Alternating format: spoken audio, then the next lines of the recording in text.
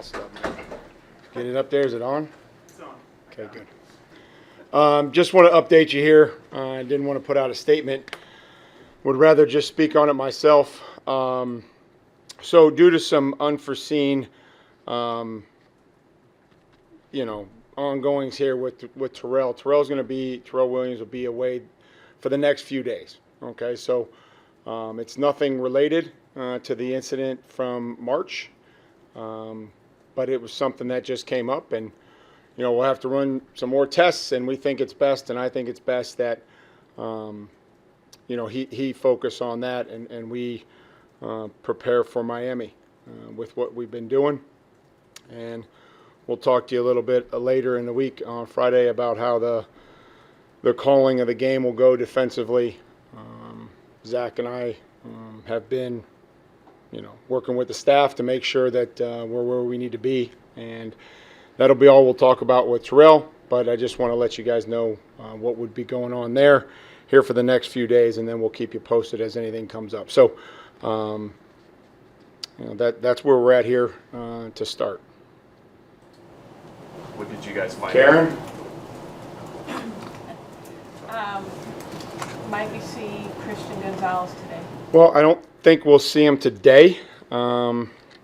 Continuing to improve, which is positive, and working hard. But I don't think we'll see him today on the practice field. So, again, just working hard and keep improving, staying engaged, still preparing as a starter and asking questions in the meetings and all those things. So that's where we're at today. Sorry, Phil, go ahead. That's okay. I was just wondering with Terrell, is this something that just came up today? Was it after the game? Can you shed any light on the timing? The timing was sometime between the game and let's say today. But it wasn't today. It was earlier in the week. So this is where we're at, and want the best for him. Want the best for him and our players' families, and everybody else. So again, can't speculate right now. I just want to make sure that he's focused on getting results and figuring out what the next step is here or medically. Did Zach's experience over the course of the spring and the summer maybe help set him up for this week? Yeah, I think Zach does a fantastic job. Always has since he's been with us before, and worked through the game plan. We'll work through practice. We'll work through the normal operation of third down and short yardage and red zone, and we'll have to be great. We'll have to have great preparation for an offense that motions a lot and relies on their speed and their timing, their precision. So it's always a big challenge to play this team. What's your recollection, Mike, of the times that you had to deal with Miami and South Florida in the early portion of the season? Because it can be a grind. Well, it's going to be warm. It's going to be wet. It'll be humid. I'm sure it'll rain. Probably lightning. Who knows? But it'll rain, and then it'll stop. I think as a rookie, I think we might have played down there as a young player back when the dirt was still there, and it would rain, and then it would fill up, and it wouldn't drain very well, and then it would just be grass and then water, and then after it stopped, it would eventually drain out. But I think it's about what the forecast is every single time you go down there. Like, obviously, you haven't been here the last few years, but the Patriots organization has had a tough time with the Dolphins. Do you feel the weight of that at all this week? No, I don't. Every week is different. Every week is a huge challenge. I feel the opportunity to go on the road and win a division game. That's what I feel, and that's where our thought process is that we want to try to get off to a good start, and if we don't, we can't worry about it. These are all things that we have to be able to overcome. Whether you get off to a good start, you're still going to have to finish strong, and if you don't get off to a great start, you got to go on to the next play. And just the understanding that's how this game goes, and we have to be able to work past it, and we have to continue to practice that way. That if it's not perfect, that we get what we can get. We're decisive. We're aggressive. We get back in the huddle, and then we get another call and we get lined up and we continue to build it together, and we try to bring three phases together and put the return opportunities that we have to help our offense to then, our offense is able to score or flip the field, provide our defense with opportunities. We can get some turnovers, take care of the ball. That's the formula to winning. You want to limit big plays every game. Obviously, this week, how big of an emphasis is that with Tyreek Hill? Well, we're certainly going to have to make them earn it, and we're going to have to find ways to get the drive stopped, right? You either have to do what the Colts did, which was turn it over, or you're going to have to, make a play along the way and make them earn it. Pick and choose your spots to try to be, aggressive. And it's not just Tyreek. I mean, they got a fantastic, orchestrator. I mean, Tua does a fantastic job of knowing where he wants to go with the ball. Quick delivery. He's extremely accurate. And then the speed with Waddle and, Tyreek and the whole team. And then again, they have a fullback that has versatility and can play on the end of the line of scrimmage, motions. Usually every big play, he's kind of in the run game. He's somewhere near it. Mike, as a player and a coach now, what do you enjoy, or what have you enjoyed about playing on the road? Well, you have to embrace that. You have to travel with the attitude that we need everybody, that we're going with our group, and the things that we talked about fundamentally earlier about playing great defense and being able to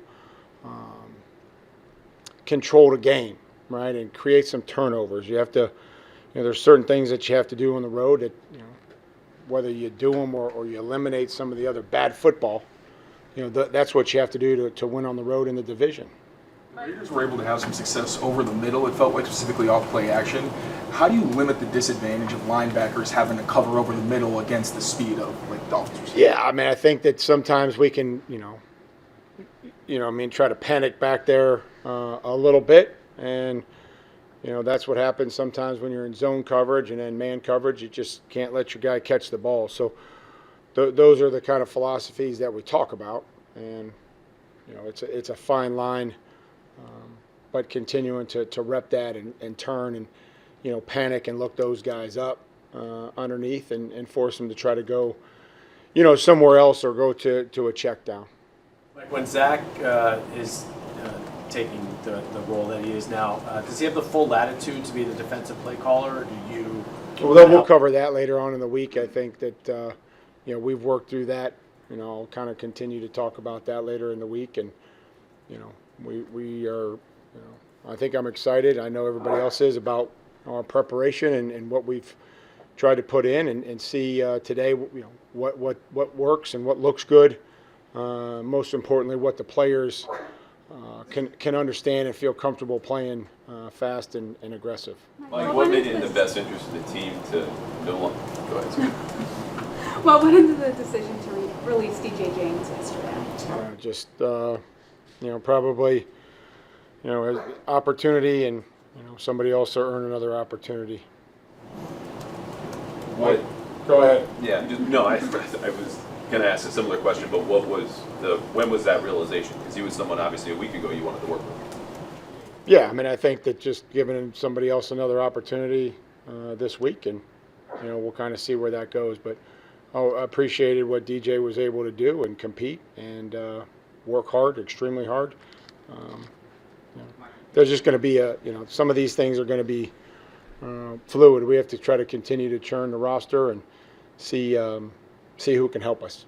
Are you going to appoint a new game day captain, different from the week one, and what's your expectation for those game day captain to be different from those 6 regular captains? Yeah, the votes came out how they came out. We announced captains, but I've always kind of liked to have a game captain of somebody that's, worked through something or, was going back to his hometown or played well last year. There's different reasons for that. And I think I mentioned because Casey had received votes as a special teams captain and as a defensive captain that I thought it would be a good idea to start off with him.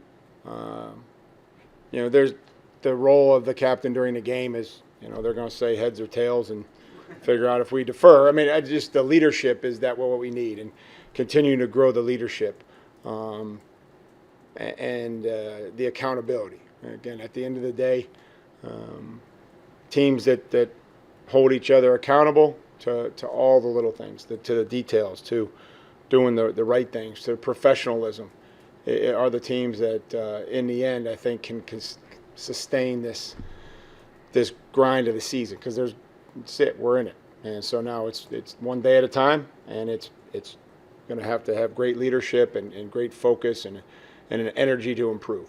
Mike, you mentioned earlier in the week, you're always trying to get into the right play. Sometimes you're going to get to the line of scrimmage and get a look, and you say, we can't run that play. And you said, well, maybe we can. Is this kind of a data collection thing? Let's run the play. It might be... Yeah, I mean, we've been through this where you're not going to block the safety. Sometimes the guy makes a miss. Sometimes he runs him over. Like, we watch all the games. Like, that's kind of sometimes how it happens, and sometimes the guy makes a tackle. And so I've been through that. You know what I mean? So it's, you just don't want to put people in harm's way if they're pressuring and you hand the ball off into some, pressure. So, again, I think it's all relative in having some decisive answers to give yourself the best chance, right? You don't want to hand the ball off into somebody that's unblocked and blitzing. Well, if somebody's, for example, let's say maybe at 6 or 7 yards, well, let's let it eat and let somebody make a miss. Do you get to a point where, on a coaching staff, you say, let's try and run some of these that might not be the greatest look, try and see how it goes. If it doesn't work, then the guy goes, see, that's why we don't want to run that play. Yeah, no, I don't think we need to do that. I think we want to be all on the same page on what the expectations are and being sound. And as long as that the players understand it, then that's the most important thing. And so, we don't want to do any I told you so's. That's not how we're looking to do business. We're just trying to be great here for the players in preparation, great energy, structure of practice, continue to improve, and get started off and find a way to go down and win a football game. Appreciate it.